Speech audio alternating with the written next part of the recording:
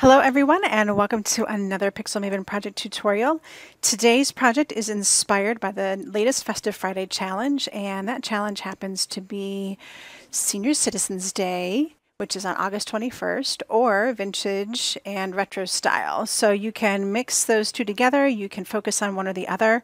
I really was focusing on the retro style here, pulling in a little mid-century modern influence, but really with this inspire sentiment on here, this could be really great for any senior citizen that you might know, whether that's a grandparent or someone who's special to you in your life.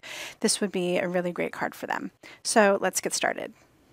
So first I thought we would go ahead and add in the sentiment. This comes from Imagine, Dream, Inspire. This is from Visible Image, and it's got these three definition sentiments that are just really great. You could interchange any of these three with this particular project. Maybe if you wanted to change up the colors, you could do that too. But I'm going to go ahead and stick with the Inspire sentiment. And I just have my piece of Solar White 80 pound in here, and I'm going to go ahead and use my VersaFine Clair. I already have this guy set up from creating the sample, and I love using the VersaFine Clair because it will give me such a great impression, and I usually only have to ink it up once. So now that I've got that on there,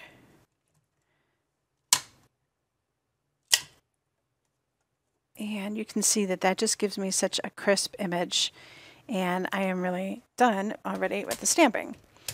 So we can go ahead and move on to adding in the flowers. And I'm using this set by scrapbook.com. It's called Mid-Century Floral. And all of these little designs will create flowers, but really they're all just different things that you might have seen in the mid-century modern style. So if you're not familiar with that style, think the TV show Mad Men, and that would really give you an idea of what that style is all about, like the clothes they wore, the way that the furniture looks, the color choices, and some of this retro kind of style. So that's totally mid-century modern. And I'm going to go ahead and use some Alts and New inks, along with just a stamp block. I'm not even going to use my stamp positioner because these are going to stamp up so nice. So I'm starting with the flower here, and I'm going to use Orange Cream as the background for this guy. And just going to ink him up and pop it right in the corner here, kind of at a little angle. Give it a little whimsy. And if I feel like I haven't got good coverage, normally this is what you would use your stamp positioner for, but I've found that these guys are so easy to line up again. Just looking right through my clear block, I can pop that right over and get a great impression. So I can go on to the next layer, which is going to be with Fire Brick. And I'm going to use this gridded pattern. Now this is designed to go right over the top. So again, I'm just going to eyeball that whole thing. And it's going to go over it easy breezy. And I do just like to make sure that I am right over it and then pop it down. And then I have this really cool gridded pattern that goes right over the top of it. And last but not least, I'm going to go ahead and add in these little scallops. And I could do them in any color. I could do Orange Cream. I could do the Coral Bliss. Let's try the Coral Bliss, just to give it a little pop of something different. And this is just designed to go right across the top like so. And if I didn't like that, I could use this one here, which is just these little dots on the stems, and that just, those both coordinate really nicely together. So next I'm going to go ahead and add in this flower, and this is kind of like a starburst, or it reminds me of a dandelion, like when it's gone to seed and it's floating around all over the place. So I just inked that up in the Coral Bliss and pop that in the corner there.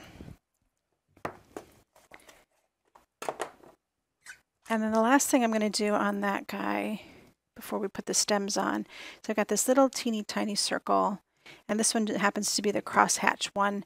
There's a little flower, there's just a little plain circle.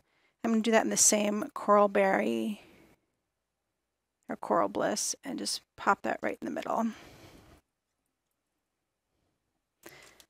Okay, so now I want to add on the stem, but as you can see, the stem is straight. So that's a great thing about photopolymer, is that I can just go ahead and bend this and make any kind of stem shape that I want. I can make it as bent or as straight as I want it to be.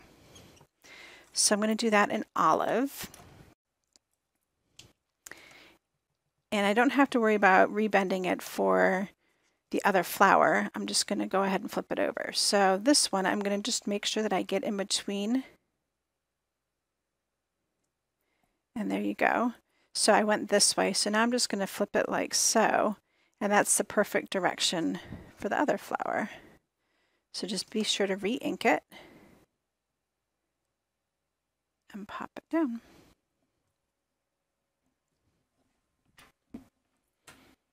All right, so the next thing I'm going to do is some blending with Distress Oxides. And I'm going to start with mustard seed as the base. And I'm using these makeup style brushes today because they give me great control. So I'll just brush a little off here. And then I can really feel how hard I'm pressing, which is like not at all right now. And you can see how easily the color comes down. So if I want to, I can press harder and get a little darker line. But I really want to keep the next level here pretty light. And I'm not afraid to blend right into these colors because A, these are dry, and B, they're the same color basically, so they're just going to blend in together.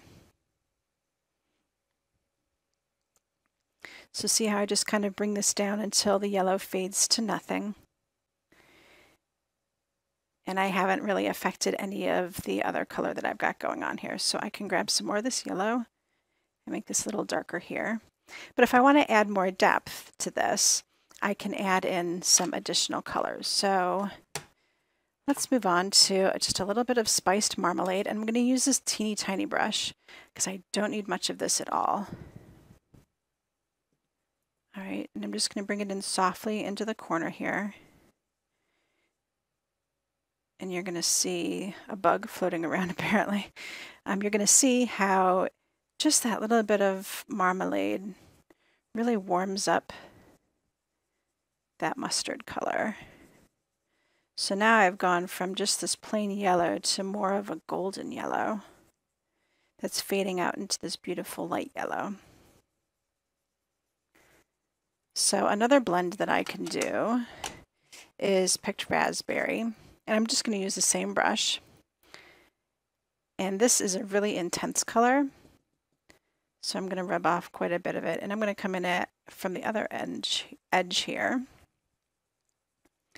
And this is going to blend with the yellow and turn into another shade of orange really. So it's not going to look so much pink as it is orange. I can just pick up more of that. See how I got a little bit more pink in that one. But we'll be able to blend that out in a minute.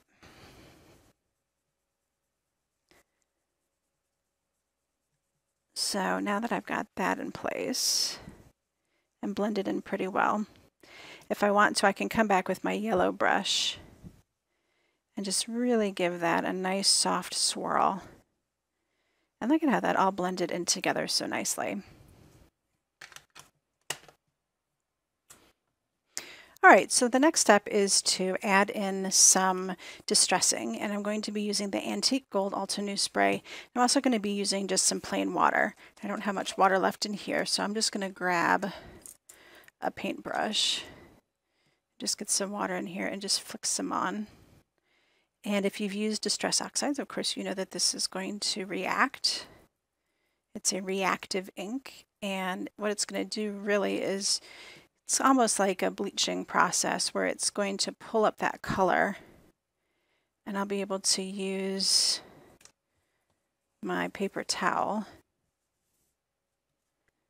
to just pick that up, and then I get these great white splotches. If you're afraid that you're going to get water down here, you can just go ahead and cover it up with your paper toweling, and that'll keep you from getting any splotches on your flowers. I wouldn't be so concerned about this one, but this guy could get a little bit of water on him. So you might, if you want to come down a little further, you could do that. Just cover him up real quick. There we go. All right, so I'm going to cover up that whole area. And I'm going to use my antique gold and do the same process here. Get some spray on there.